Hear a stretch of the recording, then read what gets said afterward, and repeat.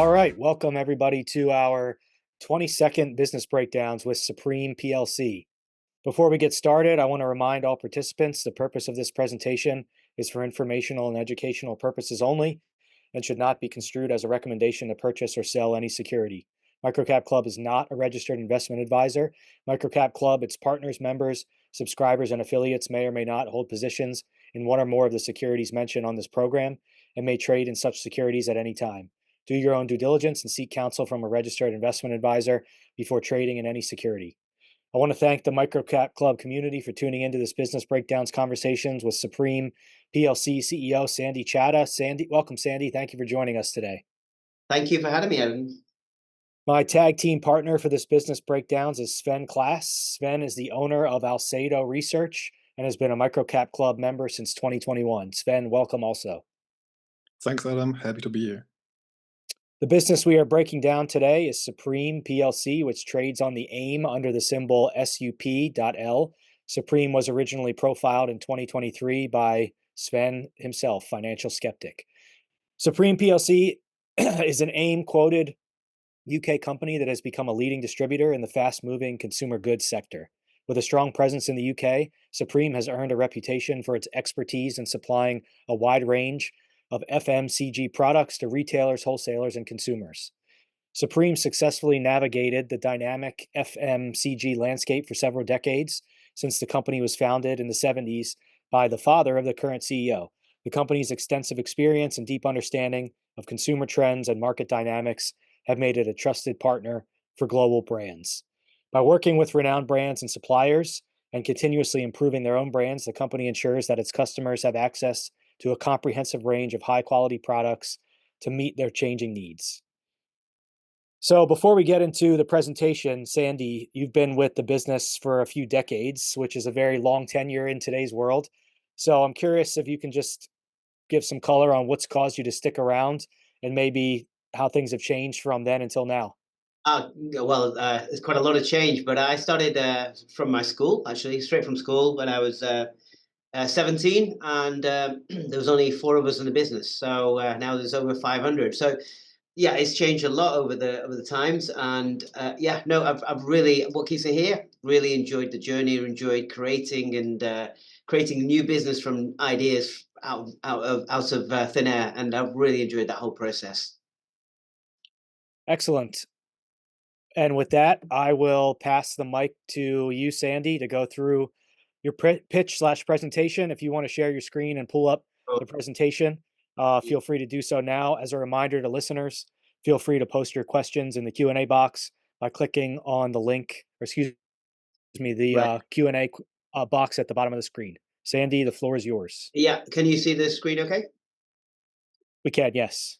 Okay, great. So just a very quick overbrief of the business.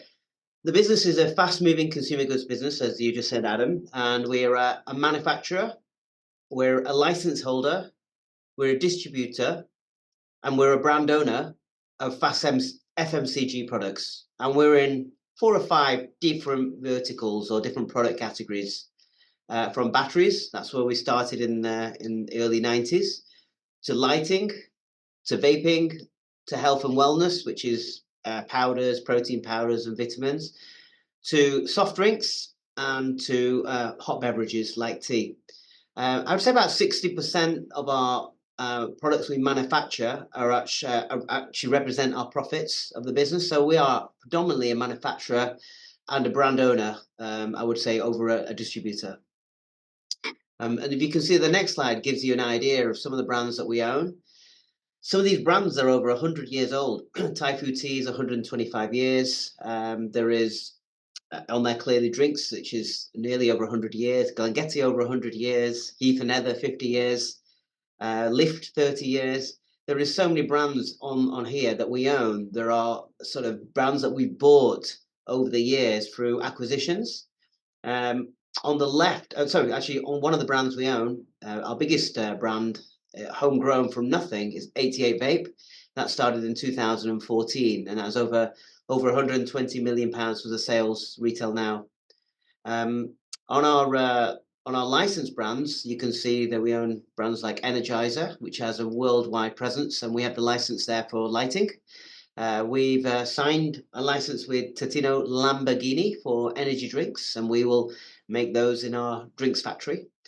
And then brands that we distribute again some of the battery brands like Duracell and Energizer and Panasonic. We also are a distributor for brands like Lost Mary and Elf that are very prominent players in the e-cigarette or the vaping market in the UK. One thing all these brands do is our customer is in common. So we have, say, 40,000 different retail outlets that we supply in UK and Europe, of which many of these customers, I would say over 500 customers, will buy all our product categories. We have altogether about 6,000 trade accounts selling into 40,000 to 50,000 outlets across UK and Europe. We have everything from government contracts to e-commerce to supermarkets, discount retail, high street, all the way to things like business to business, food services, HoReCa. It's right the way across the whole spectrum, really.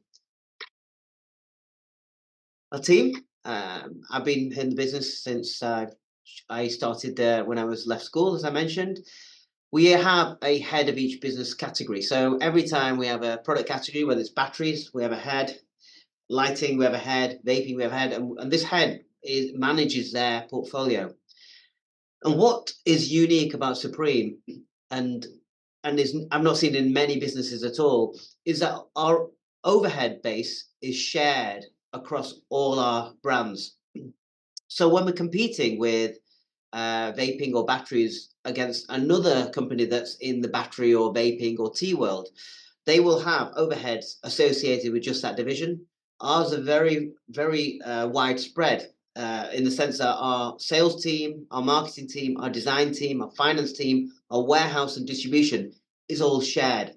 So when we buy a new business or when we take on a new distribution agreement, we need very few people, maybe 1, 2 people, and then all of a sudden we find that the sales and the gross margin actually becomes the net margin. So the gross margin falls straight to the bottom line because there's very little overheads associated with it. And we're going to grow in many ways. We grow by acquisitions.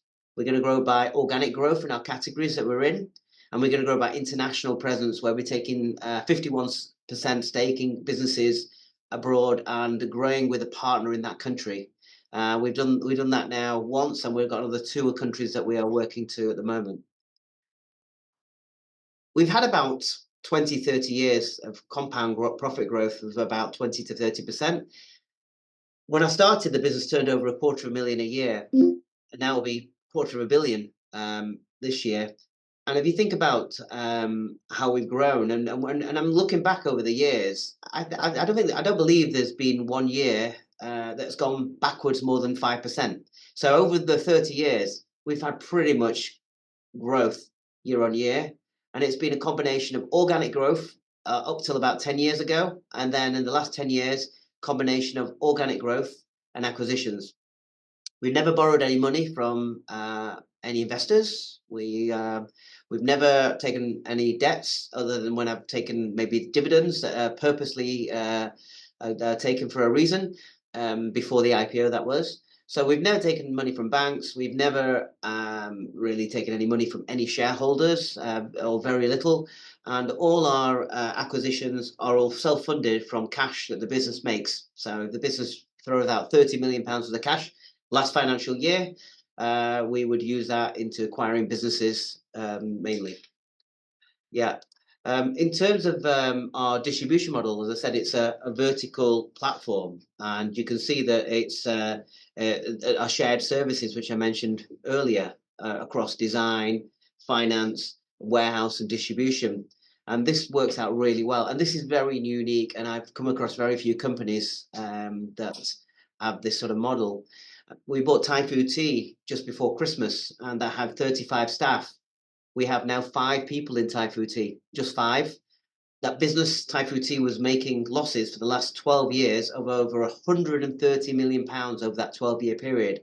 We are now in profits and contributing £200,000 to £300,000 a month of profit, which will be reflected hopefully in this year's numbers. In terms of our sites and where we are, we have manufacturing sites in Sunderland on the top right. We have a manufacturing site for protein in Trafford. We have a vaping manufacturing site and vitamins in Trafford. We have a site in Dublin. We have a distribution centre in Trafford as well. So it is a really good sort of network.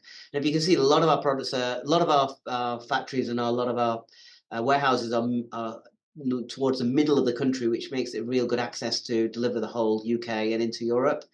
Our Taifu, with business we bought in December, we now manufacture ourselves. We own our own manufacturing, and it's just going to lead to now possibly private label manufacturing for supermarkets as well going forward.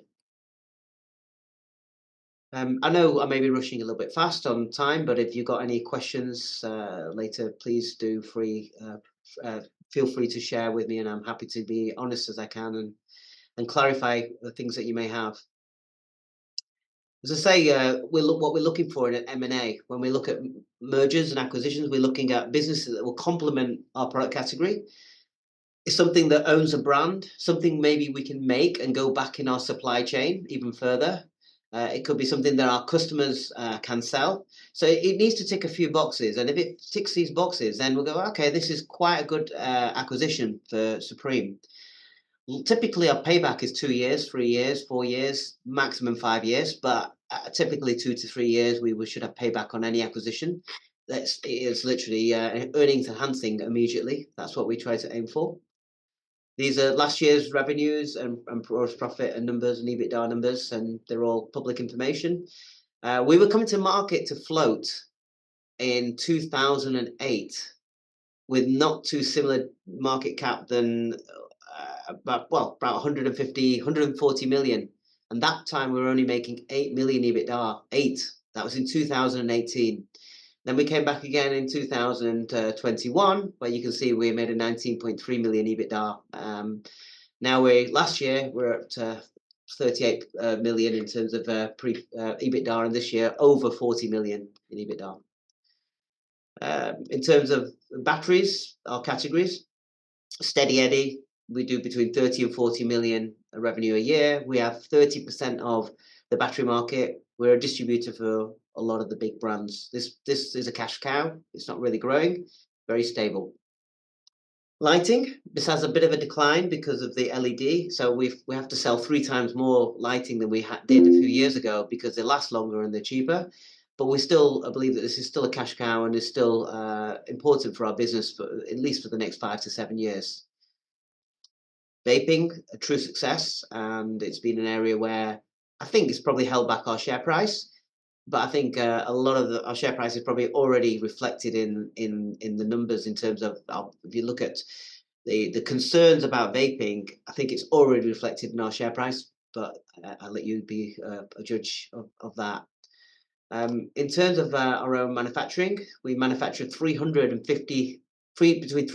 350,000 10 ml bottles every day. We're well suited to grow this business and well suited for when the tax comes in October 2026, when we believe there'll be consolidation and we'll be a consolidator rather than being consolidatee.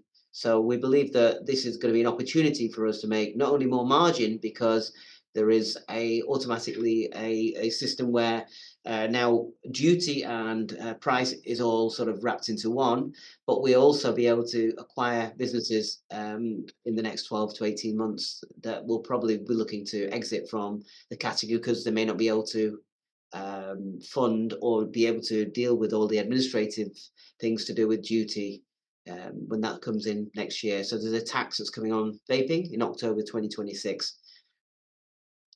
So our brand, 88 Vape, the 10 ml hero products, week in, week out, very steady, very strong. I think we have about 1.5 million regular users of 88 Vape, and we're about 30% of the e-liquid market. We're selling about 60, 70 million units a year of 10 ml. So it really is incredible from zero, 10 years ago. Elf Bar, Lost Mary, we're a distributor, and now also IVG. These are all the market brands, and we are having success in the transition from disposables to pods. And the items that you see here are all the new pods, and they look very similar to the disposables. We don't believe that the volume of sales will change going forward. Protein powders, again, we manufacture these in-house. We have some brands that we bought. Cymex, we paid £1 million for the brand. We took on one employee, generates £3 million a year in profits for us. We paid 1 million, now generates 3 million a year. Thai Food Tea, we paid 10 million for this business, but we inherited 7 million of debtors and stock. So you can argue we paid 3 million. We should get payback within 18 months on this and have a factory and grow, the base to grow for this brand internationally, and use this brand because it's such a heritage brand. I would say 80% of over 35-year-olds are aware of this brand in the UK. It's that strong. We care about the environment. Most of our products are sourced and made in the UK. We don't have much traveling of our products at all, other than batteries and vaping that come from China. These are our investment highlights. We've got very strong finances. We got 50 million of unused working capital. We don't borrow any money from the bank. So last year we bought 25 million of acquisitions. We paid 7 million in dividends. We paid 6 or 7 million in tax, and we still don't borrow any money. It's that cash generative. The M&A can be generated more or set out of our acquisitions. We don't necessarily need to come to market unless it's a big one. We've got a compelling offer. I mean, most of our products are the lowest price point in our customer stores and the highest cash margin and percentage margin in their stores. And that's it, really. And welcome to you to ask any questions or thank you. That was great. Thank you very much for going through that. Really appreciate it. We can get into some Q&A. So as a reminder, excuse me, to listeners, feel free to post your questions on the Q&A box by clicking on the bottom of the screen. I will kick it off. So I have a couple of questions around M&A, which I think you touched on some very interesting things. You mentioned a little bit your acquisition criteria. Can you just talk a little bit about who you're competing against for these deals?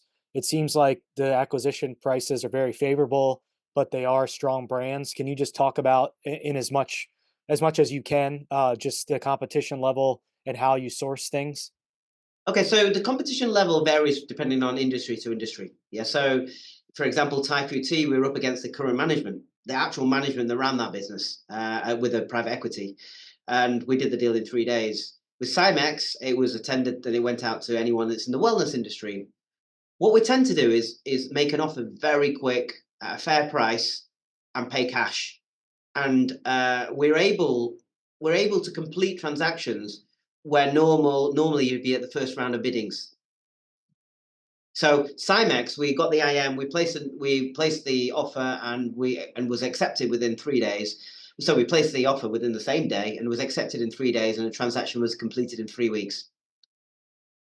But we've had 17 transactions. Very few have lasted more than 3 months. So I think speed and money and the sure determination to do it fast. Okay, great. Very interesting. And then it seems like you talk a lot about the employees that you inherit. Post-acquisition, can you just talk a little bit about the strategy there, how you get synergies, how profitability increases? Obviously, there's probably some organic growth involved, but is this about cutting SKUs, reducing overheads? Can you just talk a little bit about that post-acquisition efforts? Yeah, I mean, and I can give you an example. So we look at a business and we look at the SKUs, and what you look at is 80% of their profits will probably come from the top 20% of SKUs, which could be 100 SKUs. They may have 1,000 in the range, and you go, well, this whole long tail here is a waste of time. It's just not necessary. So you look at the SKU range. Of course, that cuts down your inventory, cuts down your working capital, and it's easier to manage and maintain stocks. You would then look at the customer base and look at how we can then integrate those customers into Supreme. Most of the time, they're already dealing with us, so they know us. So that transition's relatively easy. We have then like a little bit of a cutter guide, a little cutter board where we simulate the same processes. We have a team that integrate a business into Supreme, onto our systems, into our warehouse of stock, all the customers integrated, all the balances integrated. And then what we'd look at is the team that we've inherited, and we pick out the stars. So if you inherit a company with 50 staff, there's 5 stars. You want the 5 superstars. And they will actually do better than the 95 people that are with it. And we don't need the whole warehouse team. We don't need finance team. We've got a finance team. We've got a credit control team. We've got a marketing and design team. So we tend to pick out the ones that are really good on maybe sourcing the product, buying the product, maybe look at the really good salespeople in that and go, well, they've got really good, strong sales relationships. This guy's really good with R&D and is an entrepreneur. So you look at the people and you end up getting and taking and enhancing their package and motivating them. Does that answer your question, Adam? It does. That's great. Yeah, and I guess you have a team specifically for each kind of product segment or brand segment that you have. You have a team internally. How do you decide what to focus on in terms of the specific brands, what you want to put marketing behind your efforts, or is it all kind of equal across the board? Okay, so you talking about me personally, or are you talking about, because each brand or division has a leader and has a team underneath. So, and they then share a lot of resources, and the shared resources are like warehouse or finance or back office. But the person that's responsible for our tea, for example, Bethan would be really eat, sleep, drink tea. I mean, that's all she cares about, and it's her main focus. And that would be the same person, another person in batteries that would there. So each person is a leader of their division, and they piggyback off the infrastructure, and I support them, come up with the ideas and new product developments and new ways of growing the business, and we work together with the heads. So the heads report to me. Okay, excellent. I will ask one more and then I'll pass it along to Sven. So when you think about doing a deal, can you just talk about what's most important to you, whether it's payback, cash on cash return, IRR, and why not use some debt for M&A and reduce the equity portion? Okay, so answer the last 2 questions first. So I wouldn't use equity unless I really had to for some reason, because I believe the valuations are a little bit low in the business, and it's probably more expensive for me to do that. In terms of debt, there's no reason why I would take debt. I wouldn't take debt. I mean, up to 20, 30, 40, 50 million.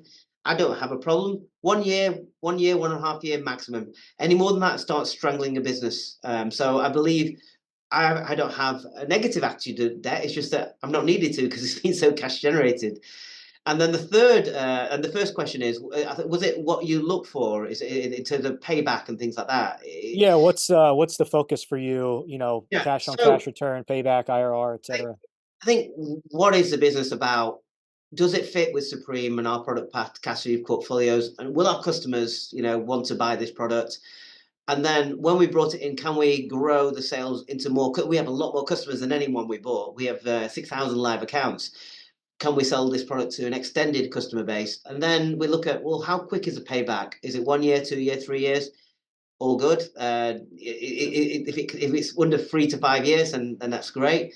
And then just look at, actually, it's a good fit. Payback's quite quick. It's not gonna. If it goes wrong, if it goes terribly wrong, I'm not lost to. It's not going to make any difference. That's the key for me. One of the key things for me. So I won't have an acquisition where it could bring everything else down. I've seen businesses by other businesses, and they've managed to take down the main business because the acquisition was so bad. Especially international, when you're buying internationally. Fair point.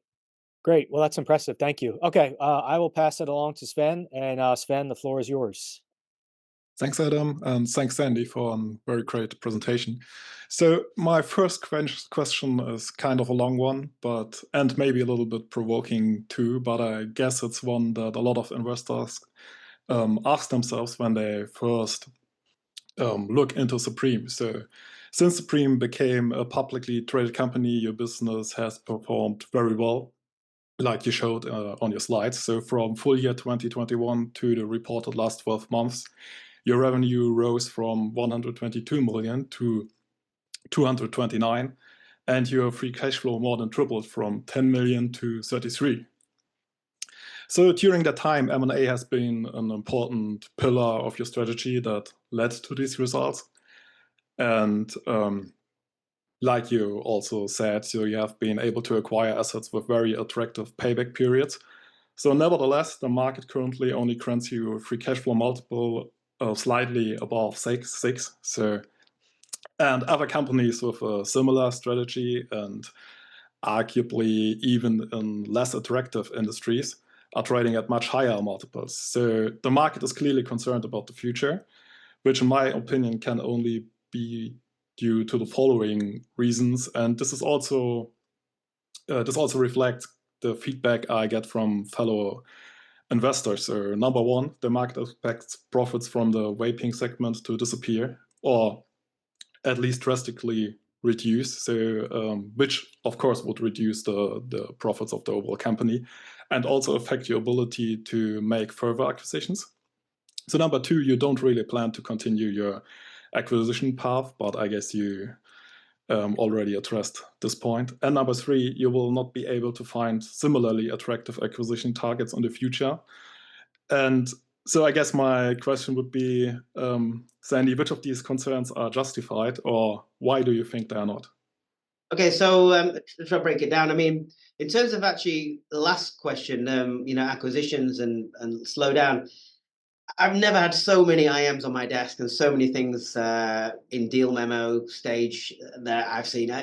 Honestly, people get to know about Supreme. They come to us now as an exit source, and a lot of them are struggling. They know that they're going to get a lower multiple, but it's an exit for them. So I don't believe the deal will slow down. If anything, I think it'll get better and faster.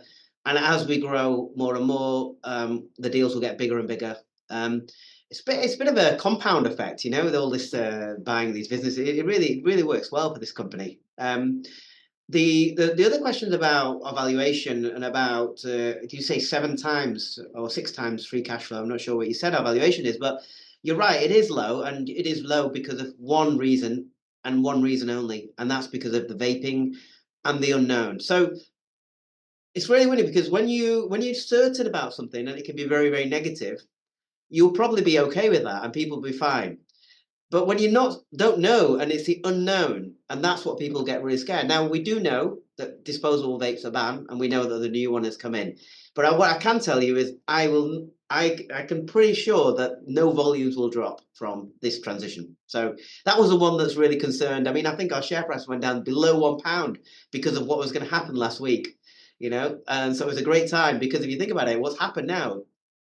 Nothing. It carried on as normal. The second thing is the tax. It's coming in 18 months, and then there's a 6 windows. So it's going to be 24 months before we'll see an implement of that. I can make another 100 million pounds worth of cash by then. That 100 million pounds worth of cash, if I can buy an acquisition and have a payback within 3 years, doing the math, I can potentially buy another 30 million pounds worth of EBITDA, or 20 million pounds worth of pre-tax, 25 million, which means actually that's not far off what I'm making now on vaping. So even if it was to completely disappear in 2-3 years' time, this business could have moved into other areas significantly. However, I think when the tax comes in, when tax came in on cigarettes in the UK or in Europe, the cigarette companies made more money. And every year when the taxes come on, when they go up, they make more money. So it hasn't had an impact on the cigarette market. So why should it have an impact on the vape market? And that's the question I would answer. I may be wrong, but that's my view. And was there another question that I didn't answer? No, I don't think so. So Okay. it were mainly the 3 concerns, right? And I guess you made clear acquisitions will continue, Yes. and you will be able to find very nice or attractive acquisition targets in the future. Yep. And I say, from my opinion too, so the vaping concerns are probably the thing that, And if we don't find acquisition, we'll have a pile of cash. That gives us so much choice to do a lot of things. Yeah, right. So, and as you said, right, so it's a lot of unknowns, but Yeah, now you're here today, right? So the disposable vaping ban is in effect for a week now. So you're still in business, and there's no impact. There's no change of ethos. Everything's carrying on as normal. Yeah, great. Nice to hear. So, and I guess there are also other markets where vaping taxes are already in effect, like Germany. And I guess there are some lessons to learn from that. And I believe, at least to my knowledge, there was not really, at least no sustainable drop in the volume that was sold in Germany. So yeah, it's not like there isn't a precedent for this time, right? So and I guess you already answered my second question, because it would have been about the disposable vapes ban. But I understand you correct that you don't see really a change in volume, right? Because now disposable vapes are banned for a week now, so it's not a very long time. But I guess retailers, of course, had to stock during the last weeks, and they kind of had to destock their disposable vapes. So I guess there's already a lot of visibility for your business, and it's continuing. We've converted 3-4 weeks ago. We've all our retailers, our main retailers, have been 3 weeks before the ban. So we've got 5 weeks, 6 weeks now. Yeah, great. Yeah, very, very nice to hear. So to change the topic a little bit away from the vaping segment. Sure. So I saw on LinkedIn that Typhoon announced that they have established their own manufacturing plant, which is called The Plant. And you also just mentioned it in your presentation. So at the time when you bought the Typhoon brand, the press release mentioned that you want to further leverage the outsourcing model of Typhoon with the Supreme customer base. So I guess there was a change in plan. So, but maybe you can explain a little bit what led you to rethinking there. So, I mean, we're a very agile company, right? We're very flexible. We change things. When we bought the business, our view was, we don't really know much about tea manufacturing. It's going to be a hassle. Let's outsource and let's do it, and then later we'll look at it. But my vaping guy, Mike Holiday, he had a good look at it after we bought the business. And he said, Sandy, we've got all the machinery here. And if you went out to buy this today, it's £5 million. You don't have to spend a penny. We've got a site over here that's already running the tea business that we can take over. We can put this machinery here. I can look after it for a month and I can get it up and running. And this is how much you'll save per tea bag. And then he did it. And I said to him, I asked him very hard questions and he answered them really well. And then I said, okay, let's do it. And now I can say that we are running a really good manufacturing facility in Gloucester, making many millions of tea bags every day. And it's probably the easiest thing we've ever made. It's because it's one SKU, it's one product, and you're putting tea into a tea bag. If you think about the complications we have in our protein powders or vitamins or vaping, this is very simple. Or even our soft drinks, this is very simple. So we changed it because it was much more cost effective to change. We would make even more money. Yeah, that's nice to hear as an investor, I guess. Yeah. And at the time you did the acquisition, I also did a little bit of research, and it seems like that in the past, Typhoon, before they have changed to the outsourcing model, they were the largest white label producer in the UK. So did they left a kind of vacuum when they exited that market? And is there something where you can come in and use that to your own advantage with your own production plant? Yeah, so it's really weird because I look at manufacturing very different to the companies that I buy that are manufacturers. So, for example, the drinks industry or the tea, I bought these businesses manufacturing, and they have been the businesses I've bought. They have been the tea business and the drinks business. I've been pulling away from low margin manufacturing for supermarkets or for whoever. They're pulling away, and I'm looking at it. Hang on, but if I'm putting more business into this, the economies of scale get even better. Even though my percentage margin will go down, but my cash I make at the end of the year and my cash at the end of every month is much more. So I've actually gone the reverse of actually let's get this own label business back for supermarkets, but one thing at a time. Let's establish our own Thai food tea, then we look at supermarkets, then we look at private label, and all of a sudden you have a facility that's 100%, you know, or 80% capacity, and you're making a lot of money. At the moment, we're probably only running at 30-40% capacity and still making good profits. So we were more than love to take on private label business at lower margins, but will generate more cash for the business. Yeah, makes sense. Thanks for the color. So you recently, or before the last acquisition, which was Thai Food Tea, you bought Clearly Drinks, which also came with its own manufacturing facility and kind of established this new soft drink segment for your company. And at the time, you said, or you mentioned that there are a lot of things you can optimize in the plant, and you spoke about the introduction of pilot lines, where you can try out stuff and do things with just a few cans to test stuff in the market. So can you give us an update how this is progressing and if those pilot lines are working now? Yeah, so our pilot lines are up and running. We have pilot lines. So if you think about a drinks business, we have a very fast can line, and it does 40,000 cans an hour.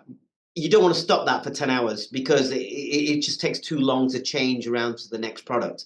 Pilot lines, however, only do 4,000 an hour, and we have now 2 of these, and that is 8,000 an hour, which is, you know, still 8,000 drinks per hour. It's still decent for over a whole month. You can still do a good volume.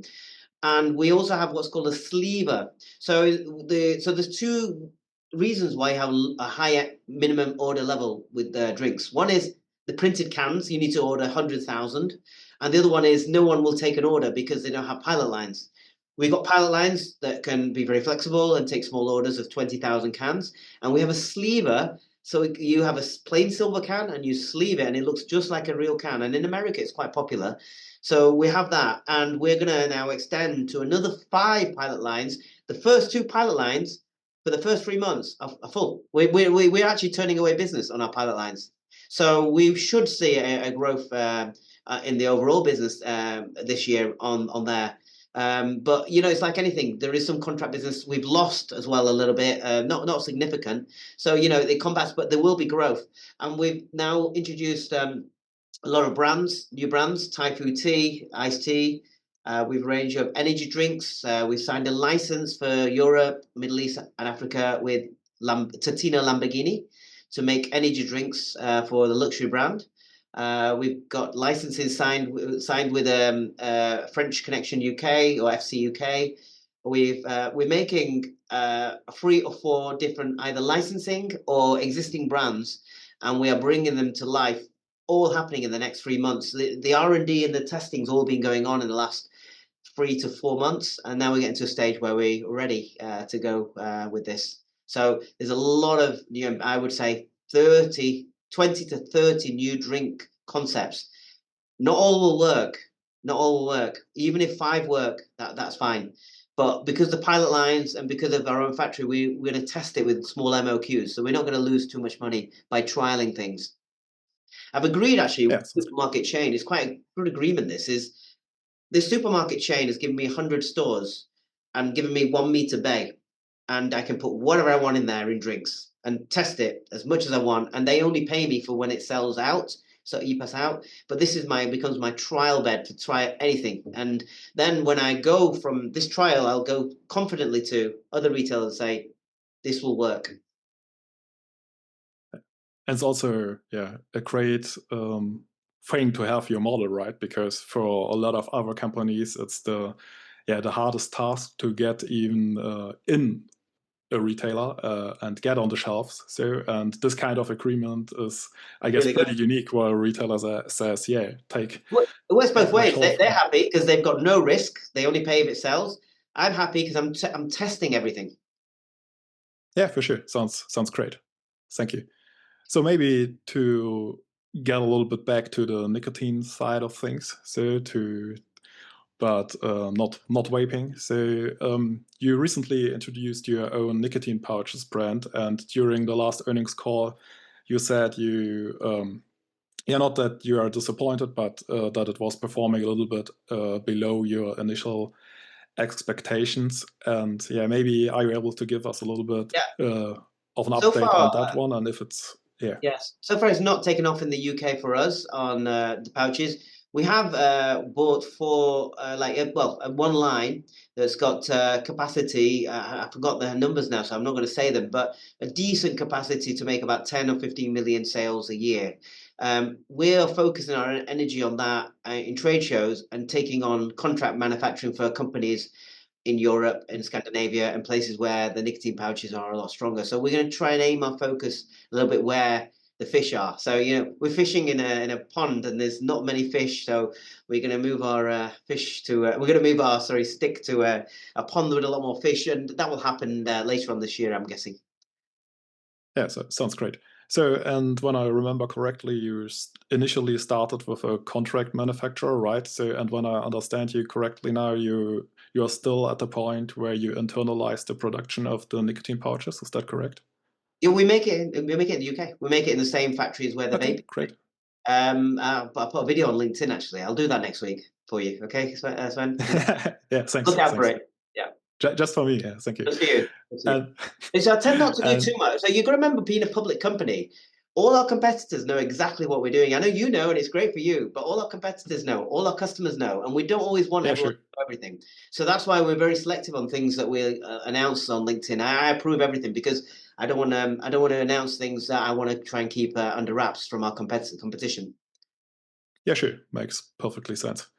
So, and maybe another question to the on the nicotine pouches part. So you now have two, or at least two, direct-to-consumer sites where you're also selling nicotine pouches. One being 88vape.com, your flagship brand site, and the second one being 88nic. And I saw that you are also selling third-party nicotine pouches on both of these sites. So is this something you're also looking into to distribute this to your customer base?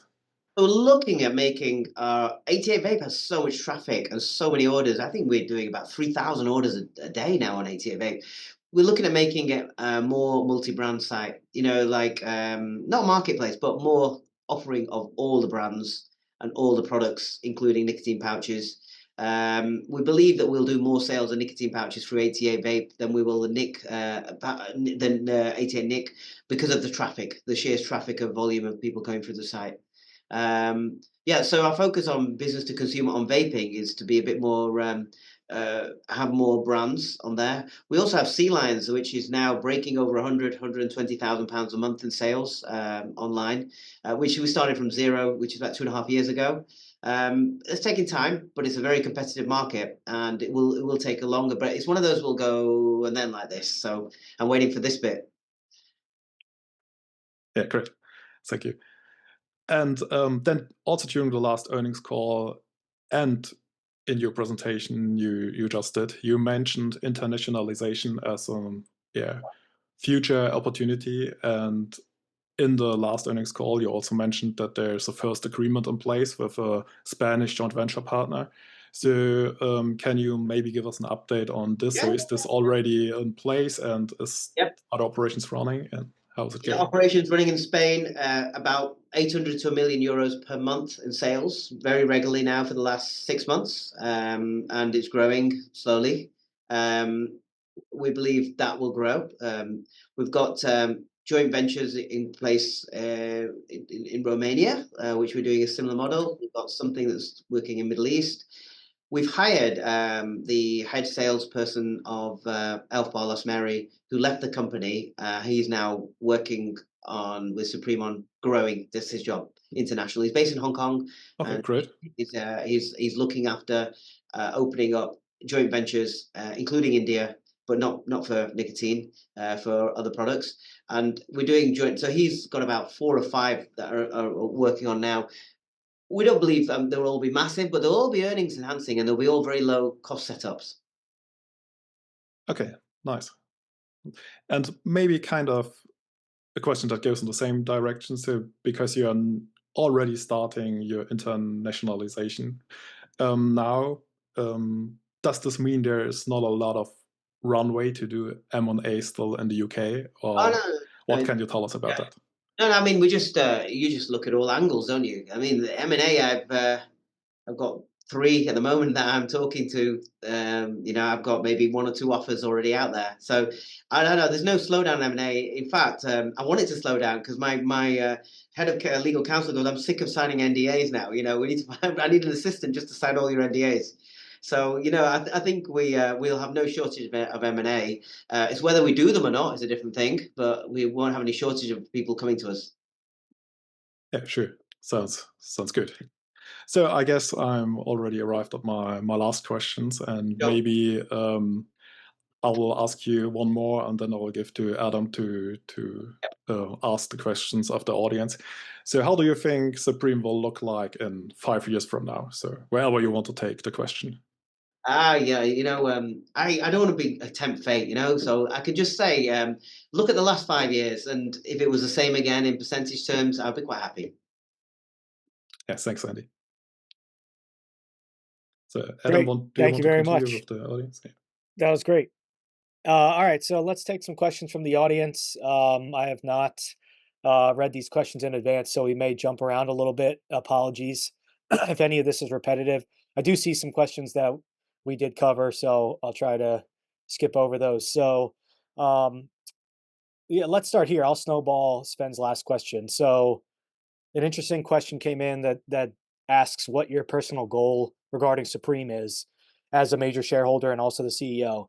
Are you interested in building a great company for the next 10 to 20 years, or do you plan to build up a good portfolio of products and then sell the company? How are you thinking about that? I mean, sell the company. It's a listed company now, so I don't believe that there will be a buyer for the whole group because there's so many divisions. So I think there will be buyers parts of the group potentially, but I don't believe the whole. So I don't think a sale is on my mind, but part sale of a brand once we built it up potentially. And the ambition goal is to carry on doing what I really enjoy, building, buying. I love deals, so getting away deals and doing deals is something where I wake up every morning that I really enjoy doing. I try not to do anything twice, or 3 times. I tend to let other people do things that are again and again, and I'll focus on building and growing the business. That's what my job is. Excellent. And then we did touch on international expansion. Yep. Can you just add a little more color on kind of what works better there, and maybe what's more challenging in comparison to the UK? Yeah, so every country is different, right? So a lot of companies will go let's set up an office and a warehouse and distribution. That's fine, but that's very risky and takes a lot of capital, and it takes a lot of money and time and resources. The way we're trying to do it is very different. Is we're looking at either joint venturing or buying 51% or joint venturing owning 51% with a local partner, and then working on a new company, a new strategy. So the local partner has knowledge of the industry, has knowledge of the language and the equity, the things that you need for that country. We have the finances, we have the product portfolio that we can help and adapt to that market. And then all of a sudden you have, okay, a good combination going on here. And we started in Spain, with, say, Romania, India, and in Hong Kong, where Kawai is based. And there is also there's about 4 countries. Oh, and Middle East as well. So there is basically 4 areas or 5 areas where we are either working on an acquisition or a joint venture. Okay, excellent. And among those initiatives, do you have a view on which segments will maybe lead the way as you unroll it? Yeah, so it's different from country to country. So in India, for example, will not be vaping. There'll be everything but vaping because it's forbidden. Romania is going to be pretty much all vaping. So it depends on country. Middle East is going to be portfolio of quite a few of our things actually. It seems like there's quite a lot of demand even for things like our light bulbs and RT as well. So it'll vary from territory to territory. So there's no set rule. It's what works. There is different there's different cultures and different. So a drink in this country not necessarily will work in another country because it needs to be sweeter or it needs to be different. I mean, it's very rare that you get a Coca-Cola or a Red Bull. They're very unique products. Okay, great. And then what's your view on sort of brand awareness now that maybe you've gone from a vaping only company to acquiring a well-known respected tea brand? Do you have any thoughts on that? So I mean, well, we were only vaping from 2015. Before that, we weren't a vaping company. So before we were even before we even sold one vape, we were making £6 million a year profit. So you know, you think of that. Look at Incus companies. There's not many companies that make £6 million a profit on AIM. So I believe we're an FMCG company. We happen to be our biggest category is vaping because it's just been so successful. But you, I agree. I agree. How do you think about just kind of diversification to not be so dependent on it moving forward? I mean, say diversification, it's more growing the other categories while vaping is still growing. I mean, I'm not going to slow that down. I guess what comes along and what happens is a lot to do with it. So if we get an M&A that's very strong in another category and it's right for us, that will automatically balance out. But you know, I can't guarantee that right now. Makes sense. And then looks like the last question from the audience. So regarding the last trading update concerning issuing guidance, it doesn't look like explicit guidance was issued and maybe expectations were a little bit higher. Is there a plan to provide formal guidance and what assumptions are likely to be reflected in that? Okay, I think the guidance that we had on the last one. Now, as my CFO's not on the call, it was based around not knowing where we're going to be with the disposable ban and the new products and how well they're going to sell. So, you know, in terms of we're only how many months into the year? We're like, you know, not even 2 months, you know, into the new financial year, really early on. So we just want to be sure that, and we actually didn't change the guidance down or anything. It's just that's what it was set to 2 years ago, 3 years ago. So it just it didn't look as good as this year because this year has been the year we just finished. It's been really good. I mean, you know we've gone from you know 3 million to 38, and then now we just finished at 40. Yeah, so the next year the guidance was at 36 or 37. I can't remember exactly. So it hasn't been put down. It was always that 2 years ago. It would have been that 2 years ago. And we're looking at our categories and we're saying we may consolidate how we sort of guide on them going forward, make it a lot more simpler, but at the same time, because if we get more and more categories and territories, it's really hard to report on everything. But we're not sure yet what's happening exactly on that. But you'll hear more on our full results. Gotcha. Excellent. Okay, great. Well, that's a great place to wrap it up. We really appreciate your time. This has been great, super comprehensive, and a nice overview of the business. And thank you for providing all the color that you did. We really appreciate it. So, as always, we will share the recording when it's available so members can view the recording, and we'll also distribute that to Sven and Sandy.